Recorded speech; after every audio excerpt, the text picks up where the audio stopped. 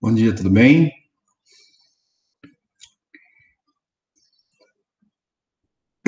Guardar aí uns minutinhos o pessoal chegar, né? A gente já começa.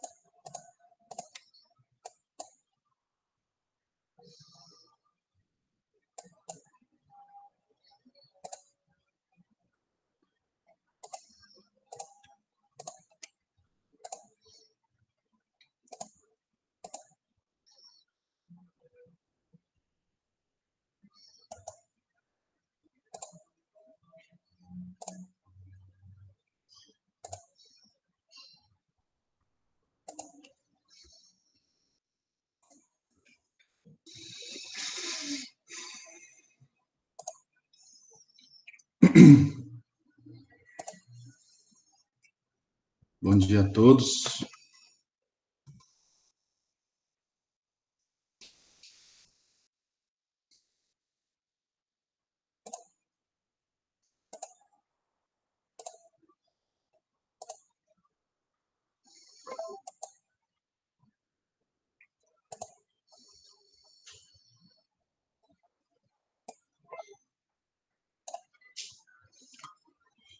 Bom, vamos começar, meus caros? Tudo bem? Vamos dar início, então, ao estudo da teoria geral dos recursos, né? Então, é um emaranhado, né, de normas aqui, e de abordagens conceituais que eu reputo que são bastante importantes. Primeiramente, né, o que é recurso? Recurso é um meio de impugnação de decisão judicial. Por meio de um recurso, você busca questionar uma decisão judicial, seja com relação à justiça dessa decisão, ou seja por ter não respeitado alguma garantia constitucional. Quando você vislumbrar a injustiça dessa decisão, você vai buscar a reforma da decisão. E quando você vislumbrar uma violação de uma garantia constitucional, aí você vai pedir a nulidade. Nós vamos desenvolver bem isso daí. Vamos por partes. Eu estou só na abordagem conceitual. E temos ainda um recurso bastante peculiar, que são os embargos de declaração, cujo propósito é a busca do esclarecimento, a busca da integração da decisão. Quando a decisão for omissa, obscura ou contraditória. E também nós vamos desenvolver bem, vamos ter pelo menos umas 2 aulas só para falar desses recursos. Então, metodologicamente, nós vamos ver, então, a questão da teoria geral dos recursos. Na aula de hoje, nós vamos ver essa abordagem, então, conceitual do que é recurso, os elementos para você falar que esse determinado ato é recurso ou não é, e os chamados sucedâneos recursais.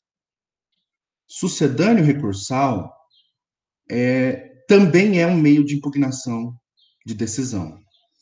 Também se busca, por meio dessa palavra sucedâneo recursal, também se busca questionar uma decisão.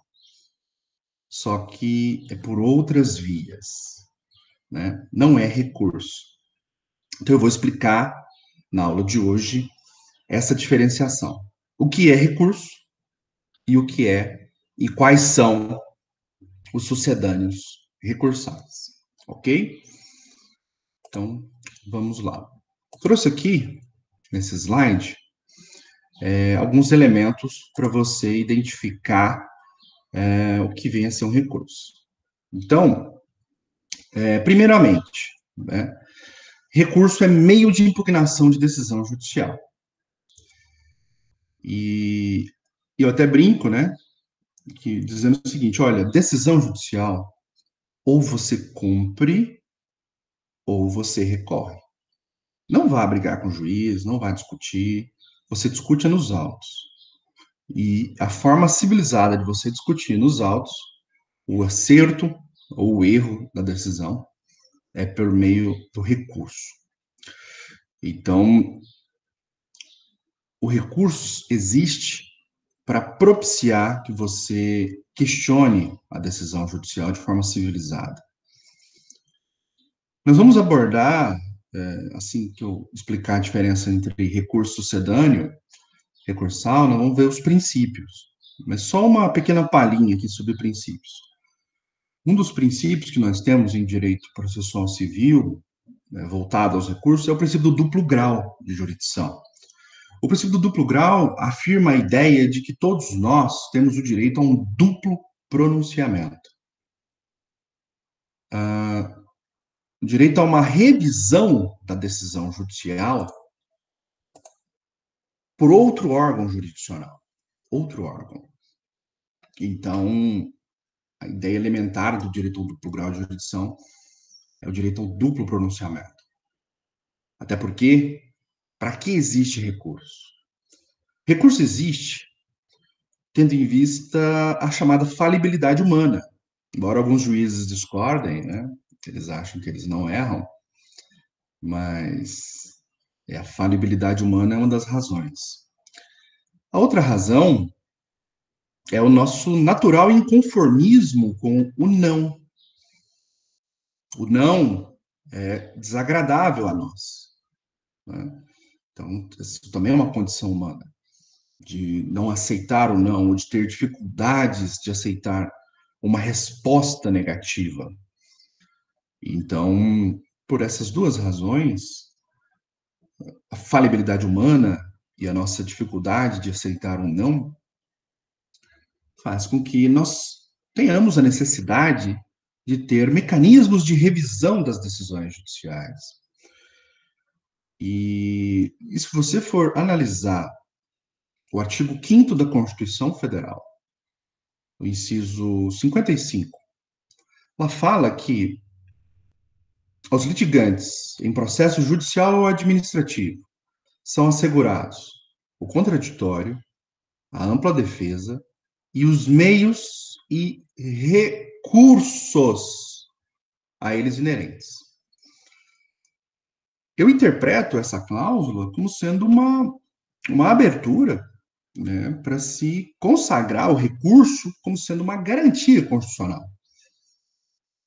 Eu acredito, eu sou daqueles que interpreta a Constituição no sentido de que a Constituição não tem palavras inúteis. Então, se o artigo 5º, inciso 55, da Constituição Federal afirmou que é assegurado aos litigantes, nos processos judiciais e também nos processos administrativos, o contraditório, a ampla defesa e os meios e recursos a eles inerentes, então nós estamos falando de recurso como uma garantia constitucional. A palavra recurso aí, no artigo 5º, inciso 55, não é de recursos financeiros, não. É de recursos no sentido de meio ou meios de impugnação de decisão ou de decisões judiciais. É nesse sentido. Então, preliminarmente, eu defendo a ideia de que o recurso é uma garantia constitucional, uma garantia que nos assegura a prerrogativa de, se quisermos, né, de impugnar a decisão judicial, porque nós também temos a prerrogativa de aceitar. Recurso é um meio voluntário, é uma prerrogativa, uma garantia que o texto constitucional nos assegura para, querendo, se a gente quiser, se a gente achar que é oportuno, conveniente, para que nós, os cidadãos, possamos questionar as decisões judiciais. Então, é nesse sentido que eu acredito. Por que eu estou falando isso? Porque nós temos doutrinadores que defendem a ideia de que o recurso não é garantia. Apesar do artigo 5º, inciso 55, falar expressamente a palavra recurso. Olha só, outra coisa curiosa para defender essa tese de que recurso é uma garantia. Os tribunais são estruturados na sua competência, né? Quando você vai analisar a competência dos tribunais, a maior parte dos feixes de competência dos tribunais é de competência recursal. Se você tiver o cuidado de ver um regimento interno de um tribunal, você vai ver que a maior parte do regimento interno de um tribunal visa regulamentar a interposição de recursos. E se isso não bastasse, nós temos ainda na Constituição Federal a previsão do cabimento de recursos. Na Constituição. Exemplo, no capítulo do STF, do Supremo Tribunal Federal, se você for ver o artigo 105 da Constituição Federal, artigo 105 é do STJ, perdão, o 102 é do STF, o 102, inciso 3º, que fala da competência do STF, você vai ver que lá fala, no inciso 3º, fala competência para julgar recurso extraordinário, o RE, o famoso RE. Então, está na competência do STF julgar recurso extraordinário. Também está na competência do STF julgar o famoso ROC, recurso ordinário constitucional. Recurso ordinário constitucional. E nós vamos estudar aqui também. No caso de inadmissibilidade do mandado de segurança, né? Se você impetrar um mandado de segurança, por exemplo, no STJ, e o STJ denegar a segurança, cabe o recurso ordinário constitucional para o STF. Nós vamos estudar isso no momento certo. Tem também o cabimento, em previsão na Constituição, o cabimento desse mesmo recurso ordinário constitucional para o STJ. Caso você tenha impetrado, por exemplo, mandado de segurança no TRF, ou no Tribunal de Justiça, Tribunal Regional Federal, ou no Tribunal de Justiça, se houver a denegação do mandado de segurança impetrado nesses dois tribunais, cabe recurso ordinário constitucional para o STJ. Isso está previsto na Constituição. A Constituição fala textualmente do cabimento desses recursos. Para o STJ ainda, já que eu entrei no STJ, o 105 da Constituição fala do cabimento do recurso especial. Recurso especial é um recurso cabível quando houver negativa de vigência ou contrariedade de interpretação da lei federal. O guardião da lei federal é o STJ. O guardião da Constituição Federal é o Supremo Tribunal Federal. E vocês devem se lembrar também, nas aulas de direito constitucional, o professor fala do controle de constitucionalidade. E nós temos o controle concentrado e o controle difuso. O controle difuso de constitucionalidade, ele é feito por todos os tribunais e todos os juízes. Todos os juízes, todos os tribunais têm a prerrogativa de fazer o controle de constitucionalidade das leis. Pois bem, e ao Supremo Tribunal Federal, a função primordial do STF é fazer o controle concentrado, também conhecido como controle abstrato de constitucionalidade. Se analisa a lei em abstrato, não é? Só que o STF também tem a prerrogativa de fazer o controle difuso, porque se o controle difuso é para qualquer tribunal, e sendo o STF um tribunal, então também o STF pode fazer o controle difuso. Agora que vem o X da questão. Como que o STF faz o controle difuso de constitucionalidade? Por intermédio do recurso extraordinário. O recurso extraordinário é o instrumento pelo qual o STF faz o controle difuso de constitucionalidade. Então, meus caros, percebam, a Constituição Federal está permeada de dispositivos regulamentando os recursos. Então, recurso é um meio voluntário de impugnação judicial com status constitucional. É uma garantia constitucional de impugnação de decisões judiciais conforme a previsão em lei. E é isso que eu pretendo explicar para vocês, como que a lei trata esses assuntos. Quais são as nuances, os meandros, temos muitos, não é? Pois bem, então feita essa pequena introdução, né, sobre recursos, vamos ver aqui alguns elementos deles, né? Eu trouxe aqui no slide, né, alguns elementos para vocês mentalizarem. Então, o primeiro elemento que você precisa mentalizar é que recurso é um meio voluntário. Voluntário. Então, é uma garantia posta para as partes, para elas, querendo, se quiserem, elas podem recorrer. Mas não é obrigado. Eles não são obrigados a recorrer. É uma prerrogativa. Então, esse é um primeiro elemento fundamental. Porque quando eu for falar de sucedâneo, eu vou falar, por exemplo, de reexame necessário. E o reexame necessário ele não é voluntário, ele é obrigatório. Então, já vai quebrando a base do sistema. Né? Não podemos chamar o reexame necessário de recurso justamente por causa desse elemento aqui, ó, a voluntariedade. Tá? Então, esse é um primeiro elemento que você precisa mentalizar. Recurso é um meio voluntário de impugnação de decisão judicial. Não sei se vocês se recordam, né? Nós temos o princípio do dispositivo, né? Que o magistrado ele é vinculado, né, ao que foi pedido pelas partes, né? Então, o judiciário ele deve aguardar a manifestação espontânea das partes. Lembra que o judiciário ele é inerte. Então, sendo inerte, os pedidos devem se dar de forma espontânea. Então, a interposição de recurso também segue essa mesma linha, né? Isso é o que a gente chama, essa necessidade de espontaneidade das partes, de provocarem o judiciário, é o que a gente chama lá na teoria do processo de princípio dispositivo, tá?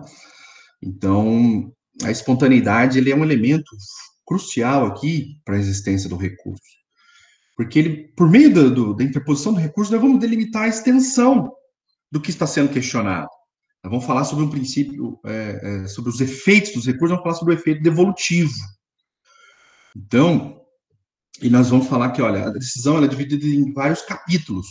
Vários capítulos. Eu posso impugnar toda ela, ou eu posso impugnar só um capítulo, ou só o outro, né? Então, a voluntariedade também afirma essa ideia. Então, de que a parte que vai delimitar o que ela está questionando. Porque pode ser que uma parte da decisão ela fale, não, essa parte aqui, imagina lá, você entrou com uma ação de danos morais, estéticos e dano material. Você formulou 3 pedidos. E o magistrado julgou procedente a sua ação, né? Só que você pediu, por exemplo, 50 mil de dano moral, e o juiz achou que aquele valor era exorbitante e condenou a parte contrária a pagar somente 30, né? Você pode se dar por satisfeito com relação a esses 30 mil, apesar de você ter pedido 50. E temos ainda partes acessórias da decisão, que é obrigatório constar, que é, por exemplo, fluência de juros, honorários advocatícios. Então, pode ser que no mérito da sua decisão você fique satisfeito com o que foi decidido, mas você fique insatisfeito, por exemplo, com as questões acessórias, como, por exemplo, fluência de juros. Às vezes você pediu a fluência de juros a partir do evento danoso, e o juiz condenou ao pagamento de juros a partir da citação. Só que entre o evento danoso e até a propositura da ação, imagine que passaram ali 8 meses. 8 meses. Então, seria 8 meses de fluência de juros que você está perdendo, né? Então, você queria desde o evento danoso. O juiz fixou a partir da citação. Então, imagina, você queira recorrer disso. É possível.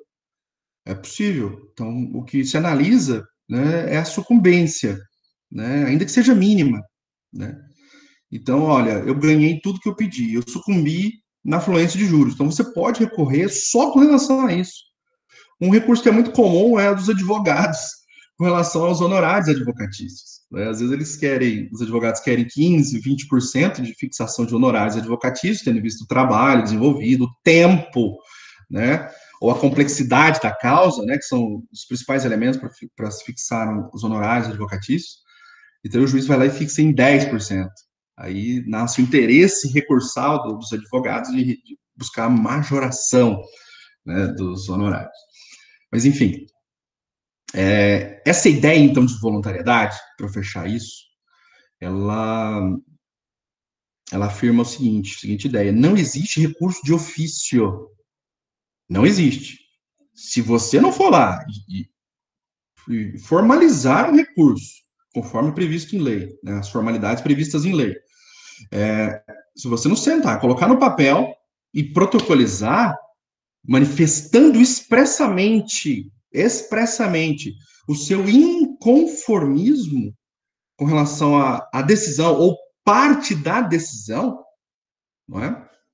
Se você não fizer isso, vai passar os 15 dias a partir da publicação da decisão e aquela decisão vai se estabilizar, vai ocorrer a coisa julgada, se você não recorre, né? Ou a preclusão, se for uma decisão interlocutória. Então, meus caros, é uma ideia que você precisa mentalizar, tá? Não existe recurso de ofício. Se você não recorrer, aquela matéria vai precluir, né? E se for a questão envolvendo o mérito da questão, vai haver a coisa julgada, o trânsito julgado, ok? Bom, outro elemento dos recursos é esse aqui que eu coloquei para vocês, ó, desenvolvimento da impugnação no mesmo processo em que se proferiu a decisão. Quando você recorre, a ideia aqui é a seguinte: quando você recorre, É como se estivesse prolongando o debate, estendendo o debate processual. Então, por isso que se diz, e essa extensão do debate se dá no mesmo processo. Vai ser um processo só, né, que teve a primeira, o desenvolvimento do procedimento comum na primeira instância. Se você apelou daquela sentença, então nós vamos ter uma nova fase, a fase recursal. Então, é um processo só, com fases. Fase de conhecimento, que é o que vocês estudaram o semestre passado, né? Em que o juiz analisa os argumentos do autor, os argumentos do réu, a atividade probatória, vê quem é que tem razão, e ele profere a sentença, a decisão. Ok? Se você não recorrer, finish, acabou. Se você recorrer, vamos ter o prolongamento, então, deste procedimento. Só que instaurando uma nova fase, uma fase de revisão daquilo que foi decidido.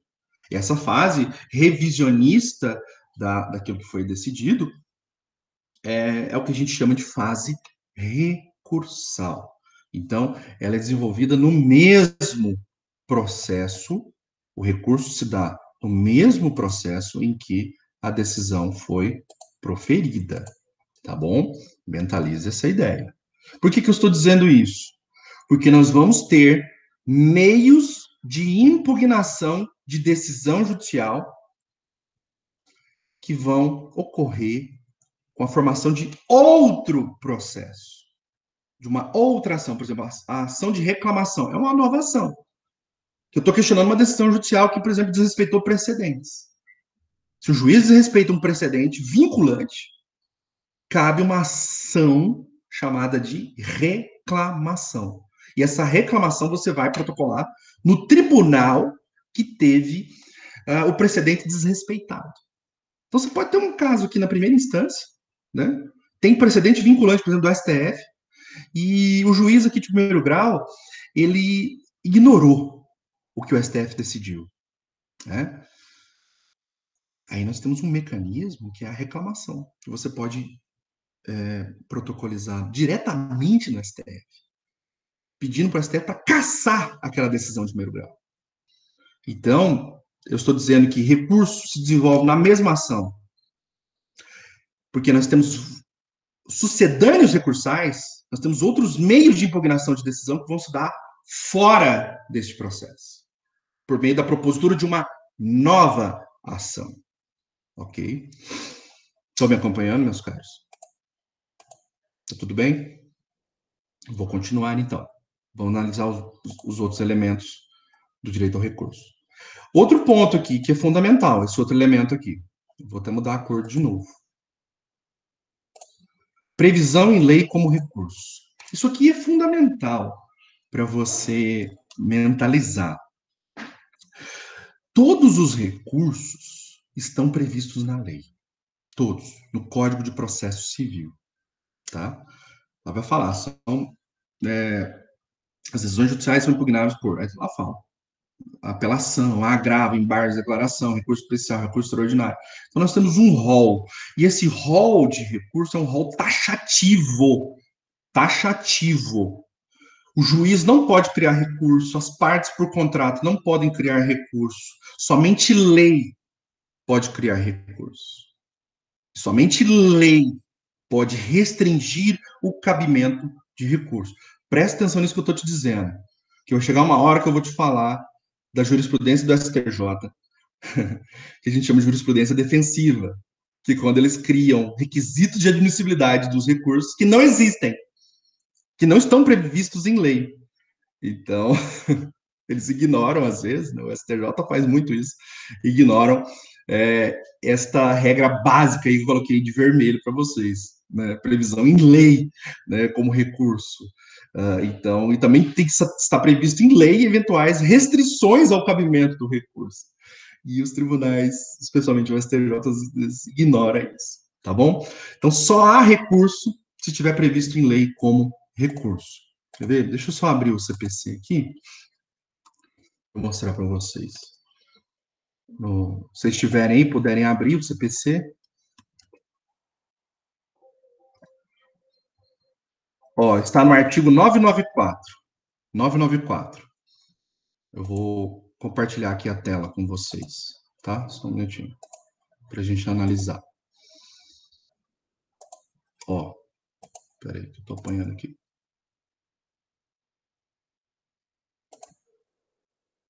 A guia do Chrome. Oh, meu Deus, peraí. Fiz bobagem. Aqui, lei 13.105. Estão vendo? Opa. O 994. Aqui, ó. São cabíveis os seguintes recursos. Olha aí, ó. Só esses são recursos. Esses 9, ó. Então, a previsão em lei está no artigo 994, falando que só cabe recurso de apelação, agravo de instrumento, agravo interno, embargo de declaração, recurso especial, recurso extraordinário, recurso ordinário, um agravo em recurso especial ou agravo em recurso extraordinário e embargo de divergência. Nós vamos estudar esses 9 recursos, um por um, tá? Mas antes de chegarmos nisso, no estudo pormenorizado de cada um desses recursos, nós vamos ver a teoria geral, que é o que nós estamos vendo hoje, ok? Então, quando se fala recurso, é aquele previsto em lei, então nós temos essa perspectiva, tá bom? De que não é possível as partes criarem recursos, então as partes não têm autonomia da vontade para criar um recurso próprio, tá? Elas têm que trabalhar com os recursos que existem, ok? O que é possível as partes fazerem, porque tem a teoria dos negócios processuais, aliás, eu até preciso gravar uma aula sobre isso, negócios processuais, que é a prerrogativa das partes de tergiversarem, negociarem como que o procedimento vai se desenvolver. Isso é possível apenas no procedimento comum de primeiro grau de jurisdição. Por exemplo, não, aqui nós vamos ter só 5 testemunhas. Não, aqui o prazo vai ser só de 5 dias. Eles manipularem o procedimento. Nós vamos inverter, a fase probatória vai vir primeiro, depois vamos vir a fase da defesa. Então, eles podem manipular. Não vai ter prazo, vai ser calendário processual. Nós vamos admitir nesse processo provas ilícitas, né? Ou então, vamos colocar uma cláusula que o juiz não pode fazer perguntas. Eu ainda não tive a oportunidade de fazer um negócio processual, mas se algum dia eu tiver, a primeira coisa que eu vou colocar é o juiz não pode fazer perguntas. Quem tem que fazer perguntas, quem tem que desenvolver a atividade probatória são as partes, né? Enfim, eles podem manipular o procedimento de primeiro grau de jurisdição. Está lá no artigo 190 do Código de Processo Civil, né? Agora, com relação aos recursos, isso não ocorre. Não é possível manipular para se criar um recurso. Agora, o que as partes podem fazer é o chamado acordo de instância única, ou um acordo em que as partes abrem mão de recorrer sobre determinado assunto. Isso é perfeitamente possível. O que é o acordo de instância única? É, obviamente, uma cláusula contratual que as partes fazem, assinam, abdicando, abrindo mão do seu direito ao recurso. Porque lembra, o recurso é um meio voluntário? É. Então, se é voluntário, eu vou recorrer se eu quiser, então eu posso abrir mão desse direito de recorrer. Então, é possível que se coloque alguma cláusula, né, num acordo, uma convenção processual, um acordo deste procedimento, é possível que as partes abdiquem, abram mão do direito ao recurso. Isso é possível. Ou então, por exemplo, na decisão interlocutória, nós não vamos recorrer. Se tiver alguma decisão interlocutória, que é decisão tomada no curso do processo, nós não vamos recorrer. Faz um acordo de renúncia. Quando você está abrindo mão do recurso antes de ter a oportunidade de recorrer, isso se chama renúncia ao direito de recorrer. Quando você já recorreu, mas você quer abrir mão daquele recurso, aí chama-se desistência. Desistência, tá? Então, você desiste do recurso quando você já o interpôs. E você renuncia ao recurso quando você ainda não o interpôs, mas tem a prerrogativa de interpor. Então, O que é possível, né, com um acordo de procedimento, é que as partes abram mão do direito de recorrer. Não é possível que as partes criem recurso, porque só é possível recurso por intermédio de lei. A criação de recurso só se dá por meio de lei, e a sua extinção também. Ok, meus caros? Posso prosseguir? Então vamos continuar. Compartilhar de novo, né? O PowerPoint. Bom, esse outro tópico aqui, vou pôr ele de verde aqui.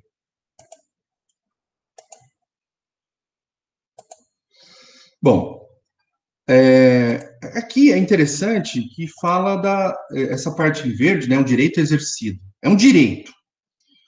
Primeiro ponto, né? Vem bem a calhar com aquilo que eu falei, cerca de ser o recurso uma garantia. Então, é uma garantia que é assegurada a quem?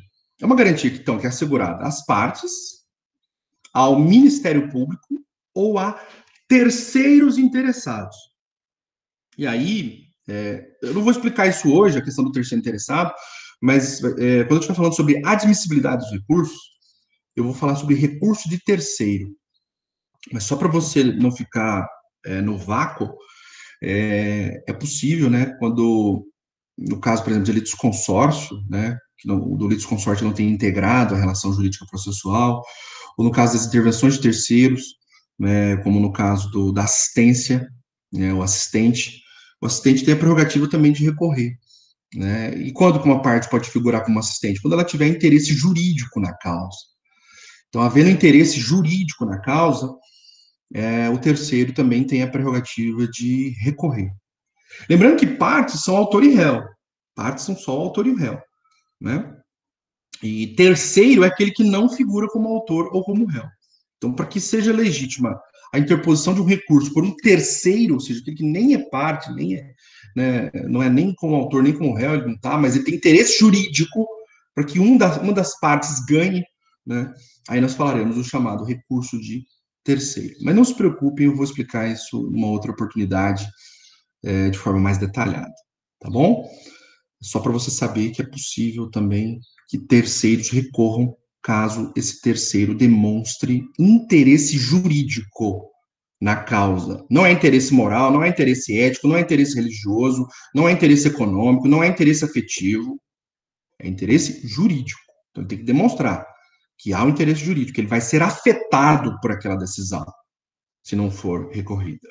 Ok? Então, no momento certo eu explicarei. O Ministério Público, né, ele pode figurar tanto como autor, se ele figurar como autor, ele vai estar ali incluído como parte, né, obviamente.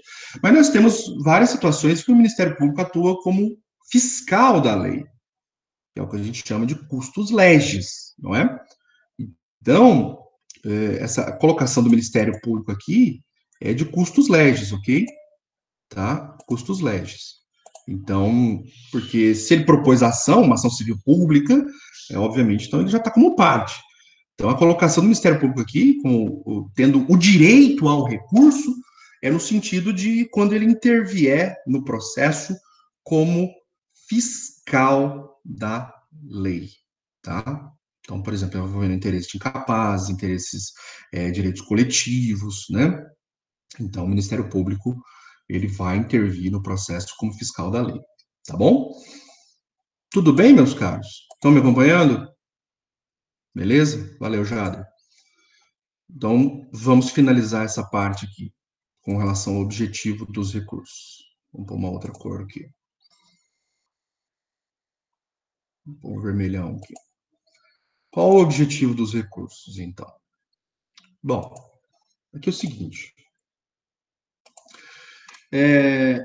A maioria dos recursos, né? Você viu esse rol aí que nós apresentamos para vocês. São 9 recursos. Vocês acabaram de ver o 994 do Código de Processo Civil. Destes recursos que estão aí, dos 9 recursos, 8 deles, 8 deles, o propósito é ou a reforma ou a anulação. Ou é a reforma ou é a anulação. Então vamos, já que a maioria dos recursos, ou você busca a reforma ou a anulação, então vamos falar que genericamente, que o propósito do recurso é ou reformar a decisão ou anular a decisão. Porque apenas um recurso tem esse outro propósito aqui, que é buscar o esclarecimento e a complementação da decisão, que é o recurso de embargo de declaração. Mentalize essa outra ideia que eu vou te falar agora. Embargo de declaração é um recurso à parte. Então, ele é fora da curva. Porque o propósito dele é totalmente diferente, o prazo dele é diferente. Né? Todos, pra você ter uma ideia, todos os recursos, o prazo é de 15 dias. Todos. Exceto os embargos de declaração. Todos os recursos você busca a reforma ou a anulação da decisão. Reforma, quando o juiz aplicou mal o direito ao caso concreto, ou anulação, quando desrespeitou uma garantia processual. Todos os recursos têm esse propósito. Todos os recursos têm um prazo de 15 dias. Agora, os embargos de declaração, não. Embargo de declaração, o prazo é de 5 dias só. E os embargos de declaração, você vai interpor ou opor, né? Tem gente que gosta do verbo opor, embargos de declaração, quando houver uma omissão, obscuridade ou contradição. Tem a questão do erro material também, mas eu vou deixar para explicar isso lá na aula de embargos, tá? Então, quando você alega, por exemplo, omissão, você debateu ali um ponto fundamental e o juiz ignorou, né? Desrespeitou, por exemplo, o contraditório. Você quer que o juiz analise aquele ponto. Por exemplo, você alegou, olha, eu aleguei pagamento, né? Tá lá o recibo de pagamento nos autos, Vossa Excelência não analisou, mandou eu pagar tudo. Tinha que ter feito o decote, né, do pagamento parcial, por exemplo. Então, quando você interpõe embargos de declaração alegando omissão, você quer que o juiz complemente a decisão. A decisão está incompleta, né? Então, olha o propósito de complementação. Agora, nos casos de contradição, nos casos de obscuridade, você está buscando o esclarecimento da decisão. A decisão possui pontos que precisam ser esclarecidos. Pra você ter uma ideia, o que é a obscuridade? Né? Tome muito cuidado com isso. Decisão obscura é a decisão ambígua. Ambígua. É uma decisão que tem duplo sentido. Duplo sentido. Não vá me chamar o juiz de obscuro, pelo amor de Deus. Tá? Senão você vai cair no desacato aí, você vai ter um problema. Então, muito cuidado com as palavras, né? Ele vai falar o seguinte: olha, vislumbra-se, verifica-se que o trecho tal da decisão, aí você cita lá o trecho, põe entre aspas, né? Permite uma dupla interpretação, configurando a hipótese de obscuridade. Entendeu? Não vá chegar com os dois pés no peito do magistrado falando a decisão de Vossa Excelência é obscura. Pelo amor de Deus, né? Não faça isso. Como se diz, né? 90% das brigas é por causa do tom, né, de voz, ou pela forma como se fala, né? Não pelo conteúdo. Então, muito cuidado. Meus caros, então, o objetivo, né? Então, o propósito dos recursos é a reforma ou a anulação do julgado. E no caso dos embargos de declaração, você busca o esclarecimento da decisão, se tiver alguma contradição, né, ou se tiver alguma obscuridade, ou você busca a complementação. A palavra complementação também você pode encontrar doutrinadores que chamam isso de integração. Integração. Então, quando falar integração, ou complementação, o que o autor aí que você esteja estudando, o doutrinador que você esteja estudando, ou às vezes até o magistrado que mencionar isso, ele está querendo dizer que ele está analisando eventual omissão no julgado, tá? Então é isso. Tudo bem? Estão me acompanhando? Alguma dúvida? Posso continuar? Maravilha, então. Vamos para o próximo slide. Bom, como eu disse, né? No sistema, nós temos os recursos, mas nós temos também os chamados sucedâneos recursais. Bom, o que é sucedâneo recursal? Sucedâneo, né, é uma palavra técnica para dizer o seguinte: são também instrumentos que visam impugnar a decisão judicial, né? Quando se fala de sucedâneo, é como se fosse um arremedo, né? Como se fosse como diz, não é o meio próprio de questionar a decisão judicial, porque o meio próprio de questionar a decisão judicial é o recurso, mas é um meio secundário possível também de se impugnar uma decisão judicial. Então, quando se fala em sucedâneo recursal, nós estamos falando também de instrumentos que também permitem o questionamento de decisões judiciais. Como vocês podem perceber, né, para fins didáticos, eu fiz a divisão entre sucedâneos internos e sucedâneos externos. Quando se fala em sucedâneo interno, é porque ele se dá dentro do processo. Dentro do processo. E quando se fala em sucedâneo externo, é porque você está propondo uma ação autônoma que visa questionar aquela decisão judicial. Só você reparar aí no esquema gráfico que eu pus para vocês, né?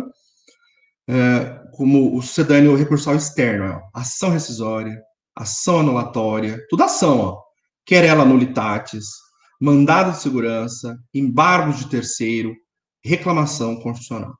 Isso aqui são todas ações, todas. Ó, vou até mudar a cor aqui. Então, sucedâneos recursais externos são ações que são propostas para se questionar uma decisão judicial. Uma aqui que é muito famosa, né? Tem duas aqui muito famosas, que todos vocês já devem ter ouvido falar, que é o mandado de segurança e os embargos de terceiro. Eu já vou fazer comentários breves a isso. Mas primeiro, vamos falar sobre os internos, os sucedâneos recursais internos. Por quê? Porque eles se desenvolvem dentro do processo, ok? Então vamos falar deles. Bom, os internos, então. O primeiro deles é o reexame necessário. O reexame necessário, meus caros, está previsto no artigo 496 do Código de Processo Civil. Como o próprio nome diz, né, ele é um instrumento obrigatório, por isso tem essa palavra necessário. Ele é obrigatório. É uma condição, o reexame necessário é uma condição de eficácia de algumas decisões proferidas contra a fazenda pública. Algumas decisões proferidas contra a fazenda pública. Então, olha que interessante. Se a decisão aí depende do ente federado, se for a União, os estados, o Distrito Federal ou os municípios. Qualquer decisão proferida contra os municípios, seja o valor acima de 100 salários mínimos, precisa do reexame necessário. Contra os estados, se for acima de 500 salários mínimos, Estado e Distrito Federal, né? 500 salários mínimos. Se for acima disso, precisa do reexame necessário. Se for contra a União, acima de 1.000 salários, precisa do reexame necessário. O que é o reexame necessário, também conhecido como remessa necessária? O magistrado que sentenciou, tendo recurso ou não, se as partes recorrerem ou não, não importa. Se elas recorrerem ou não, é secundário. O magistrado precisa remeter o processo, remeter os autos para o tribunal ao qual ele esteja vinculado. Então, se você é juiz federal, você deve mandar para o seu TRF. Se você é juiz estadual, você tem que encaminhar para o Tribunal de Justiça, para que o Tribunal de Justiça confirme aquela decisão sua ou não. Olha só. Então, o reexame necessário é uma condição de eficácia da decisão judicial. Vamos ver o 496. Abram aí o seu CPC no 496. O 496 fala justamente isso que eu te disse, né? Ó, está sujeito ao duplo grau de jurisdição, não produzindo efeito, não produzindo efeito, ó, senão depois de confirmada pelo tribunal. A sentença que, aí, ó, proferida contra a União, Estado, Distrito Federal, Município, suas respectivas autarquias e fundações públicas. Dá a entender esse inciso primeiro de que qualquer decisão, né, contra o município, contra a União, Estado, Distrito Federal, seriam suscetíveis ao reexame. Mas de onde que eu tirei aqueles valores? Aí vai lá no parágrafo terceiro. Parágrafo terceiro, eu vou compartilhar aqui com vocês, que aí fica mais fácil. Porque às vezes você vai ver depois a gravação, né? Então, não sei. Então, eu vou partilhar a tela do artigo. Olha o parágrafo terceiro, ó. Não se aplica o reexame necessário, né? Quando a condenação ou proveito econômico obtido na causa for de valor líquido e certo inferior a 1.000 contra a União, 1.000 salários, 500 contra o Estado e Distrito Federal, 100 salários mínimos contra os demais municípios e fundações de direito público, né? É curioso também que, se você for ver o parágrafo quarto, né, ele fala o seguinte, olha, o que esse parágrafo quarto está te dizendo? Não importa o valor. Esse é o ponto, meus caros. O parágrafo quarto está dizendo o seguinte, não importa o valor.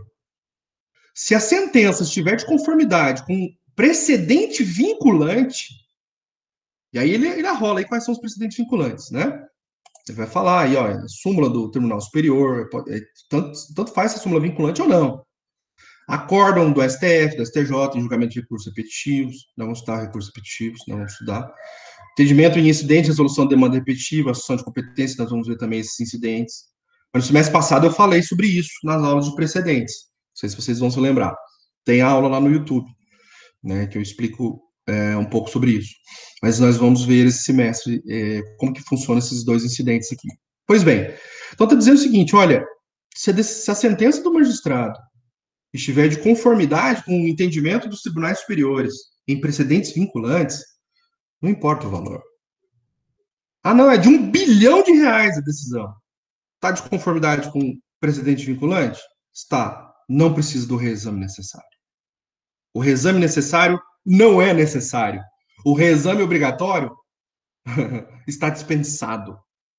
Está dispensado. Ok? Então, esse é um assunto que é muito cobrado, né? Se você tiver pretensão de ser, por exemplo, procurador de município, procurador de estado, né, advogado da União, ou mesmo advogar contra o poder público, né? Você quer ser advogado privado, né? Igual eu sou advogado privado e eu advogo muito contra o poder público. Então, principalmente o município de Uberaba. Então, você tem que dominar essas regrinhas que a gente chama de fazenda, da fazenda pública em juízo, tá? Algumas outras questões, só para você mentalizar, por exemplo, se você impetrar mandato de segurança e o mandato de segurança foi concedida a ordem, né? Você conseguir êxito no mandato de segurança, então essas hipóteses de dispensa aí do reexame necessário não se aplicam ao mandato de segurança. No mandato de segurança também temos o reexame necessário caso seja concedida a ordem, tá? O mandato de segurança é a Lei 12.016, Lei 12.016, que fala sobre isso, tá? No juizado especial, vocês devem saber que no juizado especial nós temos também o juizado da Fazenda Pública, né? E como lá no juizado especial as causas são até 60 salários mínimos, então não se aplica, não há incidência do reexame necessário, tá? Não se aplica o reexame necessário nas ações contra a Fazenda Pública nos juizados. Aliás, tem um artigo expresso que fala sobre isso, né? O artigo 11 da lei que fala dos juizados da Fazenda Pública, que é a Lei 12.153, é o artigo 11, tá?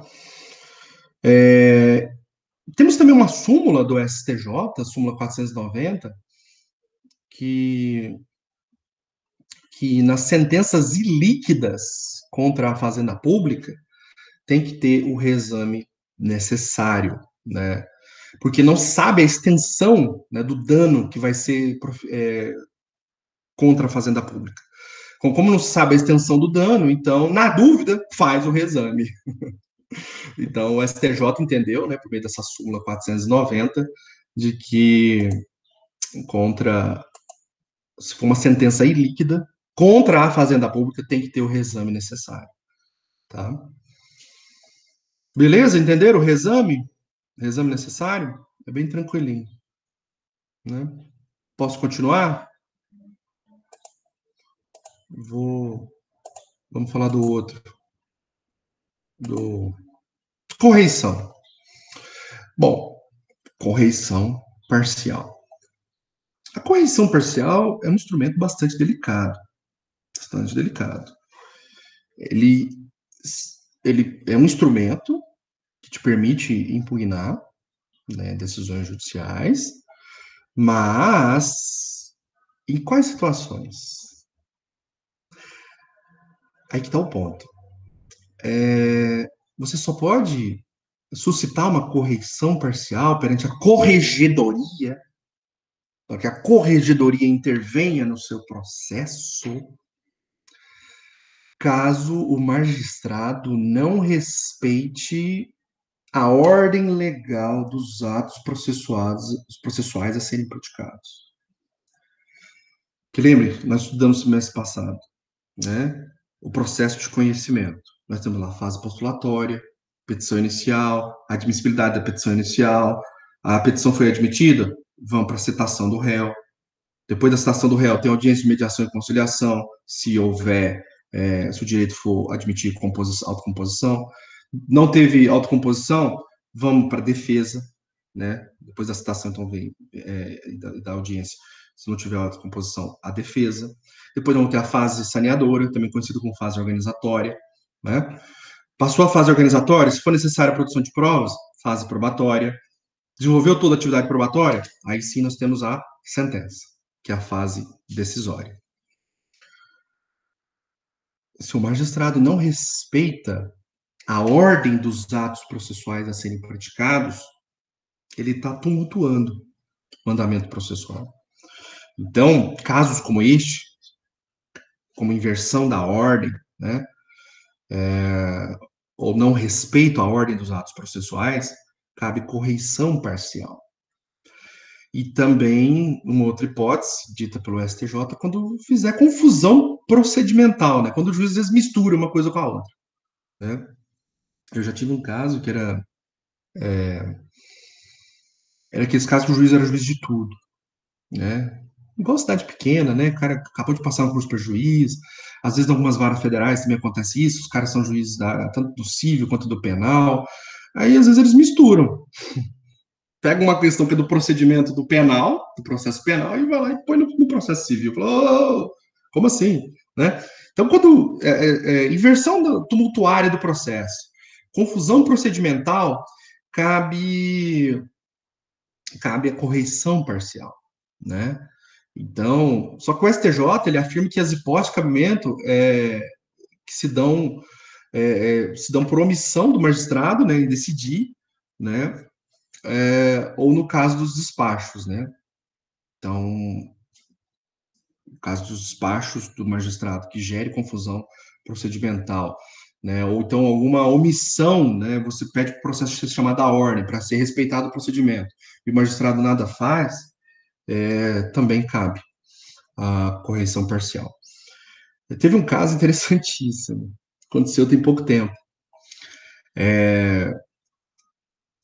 Uma juíza marcou audiência de mediação e conciliação na execução, numa ação de execução.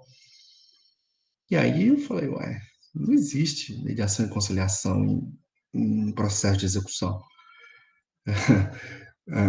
O processo de execução, ele visa a prática de atos executivos, né? Por exemplo, se é a obrigação de pagar, né? Você abre o prazo para o devedor pagar, se ele não pagar, vamos para penhora, avaliação, expropriação dos bens, né? Então, a mediação e conciliação ela é mais voltada para o processo de conhecimento. E aí eu atravessei uma petição falando, olha, esse procedimento de fixação de audiência de mediação e conciliação na execução, ele não existe, né? E pedi para a juíza cancelar essa audiência, né? A juíza ficou brava comigo, com uma arara. Escreveu e registrou isso nos autos. Cancelou, acabou cancelando. Porque seria uma hipótese de correição, né? Inventou um instituto de direito processual que não existe na execução. Né? Marcou uma mediação e conciliação que não está prevista, né? Então, como se diz, nós queremos efetividade, né? Então, foi um caso que aconteceu tem pouco tempo, aconteceu esse ano ainda. Mas olha só, o que eu tenho que chamar a atenção de vocês? Muito cuidado com a correição. Porque a correição você vai estar criando uma briga com o magistrado, e nem sempre isso é conveniente, não é? Então, muitos, às vezes, vão levar para o lado pessoal, porque você está provocando a corregedoria. E a corregedoria, obviamente, ela é um órgão de fiscalização e de punição até dos magistrados, caso verifique que eles não estão agindo com lisura. Então, você tem que tomar muito cuidado, você tem que ter muita certeza, não é? De deflagrar um procedimento como esse, né? Então, porque, por exemplo, se verificar que você instaurou um procedimento na corregedoria e verificar que isso foi de forma temerária, né? Você não tinha razão, foi sem pé nem cabeça, isso pode configurar também litigância de má-fé. Você pode estar dando margem para o magistrado também te processar por dano moral, né? Então, por ofensa à honra, né? Direito a um nome, imagem, enfim, em tese é cabível, né? Agora, se isso vai acontecer ou não, são outros 500. Mas você instaurar um procedimento de forma temerária, isso configura litigância de má-fé, né? Então, tome muito cuidado com relação à correção parcial. Eu já tive muita vontade de instaurar uma correção parcial, já tive, mas eu até hoje nunca fiz. Até porque lá no meu escritório tem o meu pai, né, que foi juiz, né, hoje ele está aposentado, né, e ele não deixa eu usar essas medidas mais agressivas, não é? Então, fica aí então o recado, né, para vocês tomarem cuidado, né, quando for uma correção parcial. Ela é possível? É. Quando houver inversão do procedimento, quando inventar procedimento, ou quando não respeitar o procedimento? Sim. Tá? Vai estar dentro do mesmo processo? Perfeito. Só que está acionando um órgão externo, que é a corregedoria, para pedir para a corregedoria intervir ali para, corrige aqui o andamento, o magistrado está tumultuando, né, o procedimento, mas não está respeitando o que foi previsto em lei. Então, esse é o ponto. Tá? Isso não é recurso. Não é recurso. Ok? Porque também não está lá no rol dos recursos. Mas como se diz, um sucedâneo, é uma forma de você impugnar uma decisão, né? Então, um despacho aí, né, do magistrado que que ignore o procedimento previsto em lei, ou até uma omissão, né? Ver que o procedimento está caminhando por um caminho, né, e ele não corrigiu, né? O corrigir o procedimento é o que a gente chama de chamar o processo à ordem. Então, se você escutar essa expressão, o advogado está pedindo para chamar o processo à ordem. O que é isso, chamar o processo à ordem? Teve alguma inversão tumultuária do processo, tumultuária de tumulto, né? Então, ou não obediência do procedimento previsto em lei, e ele está pedindo para ser feita a correção, né? Então, é o que a gente chama de chamar o processo à ordem, tá?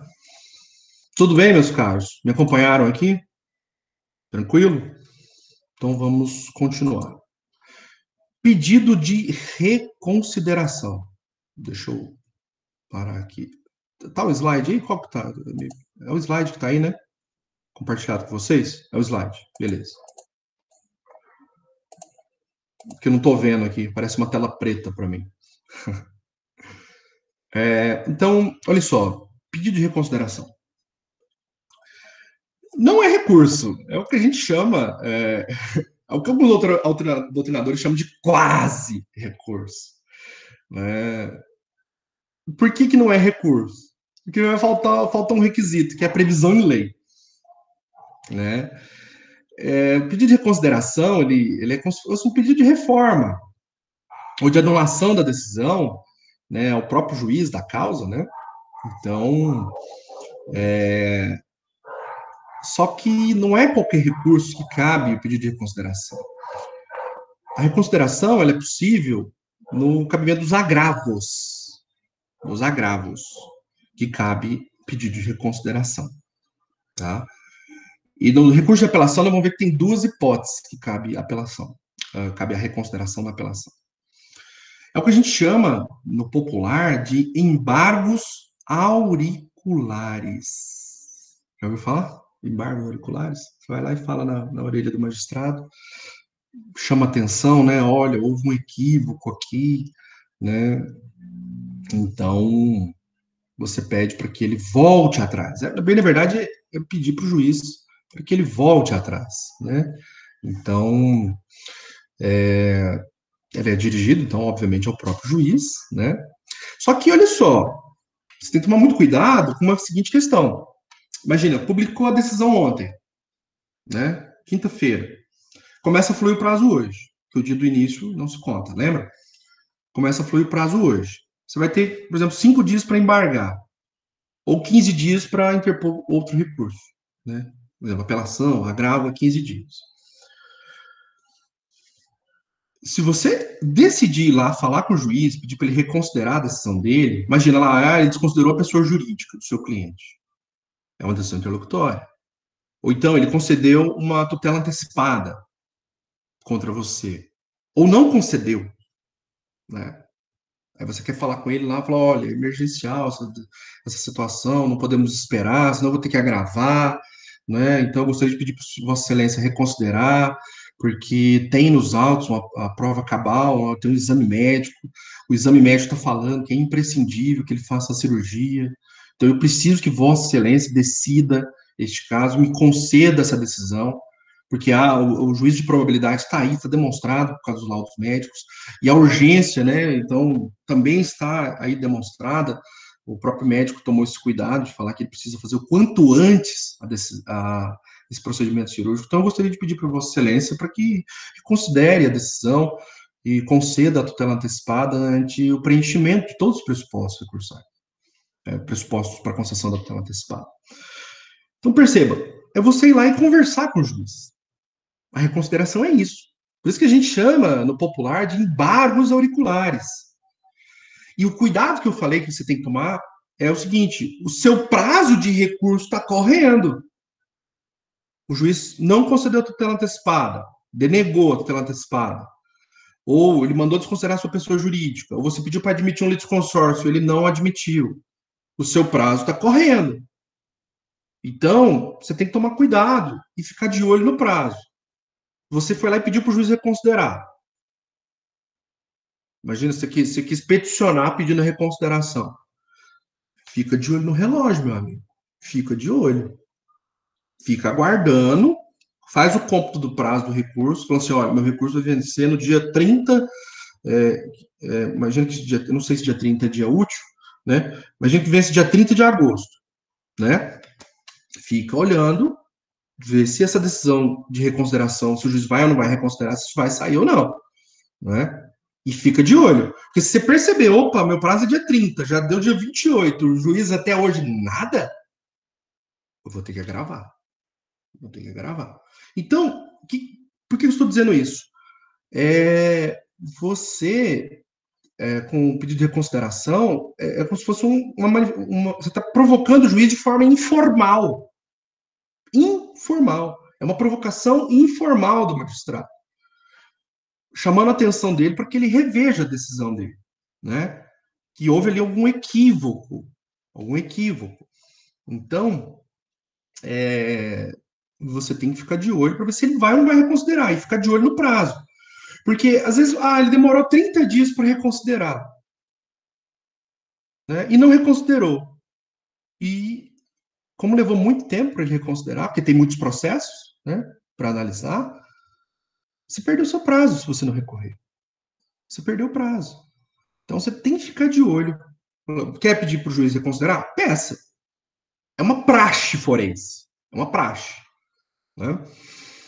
Então, especialmente nos casos de agravo, viu, meus caros? No cabimento do agravo, tá? Nos casos de apelação são só dois, mas eu vou falar. No caso de deferimento da petição inicial e quando o juiz fizer aquele julgamento liminar de mérito, tá? Só para adiantar aí para vocês, mas eu vou explicar isso no momento certo. Então, cuidado com o pedido de reconsideração. Os advogados fazem? Fazem. Mas o seu prazo, ele não suspende prazo. Se você fez um pedido de reconsideração, ele não suspende o prazo do recurso. O prazo está correndo. Então você tem que ficar de olho para ver se o juiz reconsiderou, né? Tá bom? Então, ele é um meio informal de questionamento da decisão. É um meio informal. E agora, em tempos de pandemia, tá bem difícil de fazer reconsideração, viu, meus queridos? Tem que ser por petição, porque não é todo mundo, não é todo juiz que tem abertura para atender por Skype ou por esses meios aqui de comunicação virtual, não é todo juiz que tem essa abertura. Tem juiz que faz, eu conheço aqui no interior, aqui perto de Franca, em Patrocínio Paulista, né? Tem um juiz muito bom lá, que você liga lá na secretaria, ou manda um e-mail e pede um agendamento do atendimento por Skype, né? É muito bom. E ele te atende mesmo. Ó, tá marcado o atendimento com o juiz nas 2h30 na segunda-feira, né? Ele vai te atender, né? Você faz só o prévio agendamento. Então, mas em tempos de pandemia, os atendimentos presenciais estão todos suspensos, os juízes não estão atendendo, e tá bem complicado, viu? Tá complicado, porque não é todo juiz está dando abertura para fazer esse atendimento aqui online, essa sustentaçãozinha oral, né? Como se diz, uma sustentaçãozinha oral via teleconferência, né? Tudo bem, meus queridos? Entenderam aqui esses sucedâneos internos? Internos? Alguma dúvida? Então, é chamado de interno porque é dentro do processo, tá? Se dá dentro do processo. Reparem, nós temos aqui os sucedâneos externos também, que é a ação rescisória, a anulatória, ação de querela nulitatis, mandado de segurança, embargo de terceiro e reclamação. Essa parte é bem extensa. É bem extensa. Eu acho que eu vou precisar de uma aula inteira para explicar tudo isso.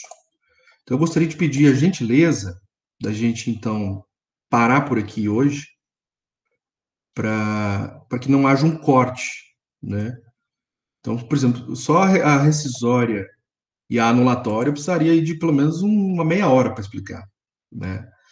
Então, e mandado de segurança, né, também. Então, eu gostaria então de a gente continuar então na próxima aula, na segunda, né? Na segunda-feira, então a gente continua aí eu explico os sucedâneos externos. Tudo bem? Para a gente não ter interrupção, então, e ficar uma aula contínua. Beleza?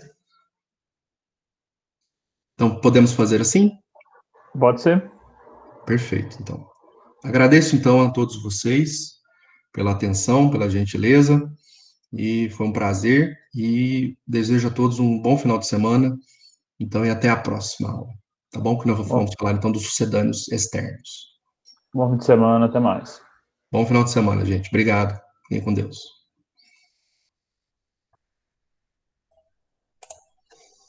Até a próxima. Obrigado, tchau.